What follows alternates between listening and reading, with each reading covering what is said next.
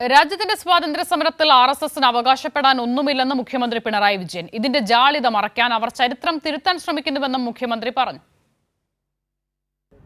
ദേശീയ പ്രസ്ഥാനത്തിൽ യാതൊരു പങ്കും വഹിക്കാത്ത, ദേശീയ പ്രസ്ഥാനത്തെ എല്ലാ ഘട്ടത്തിലും എതിർത്തു വന്ന കൂട്ടരുടെ കയ്യിൽ രാജ്യത്തിന്റെ ഭരണാധികാരം ലഭിച്ചിരിക്കുന്നു. അപ്പോൾ നമ്മുടെ രാജ്യത്തിൻ്റെ സ്വാതന്ത്ര്യം നേടുന്നതിന് വേണ്ടി യാതൊരു പ്രവർത്തനവും നടത്തിയവരെല്ലാവരും ഒന്നും അവകാശപ്പെടാൻ അവർക്കില്ല. ആ ഒരു ജാള്യത എങ്ങനെ തിരുത്താനാകും? അത് ചരിത്ര സംഭവമാണല്ലോ. അപ്പോൾ അത് തിരുത്തണമെങ്കിൽ ഒറ്റ വഴിയേ ഉള്ളൂ, ചരിത്രം തിരുത്തണം.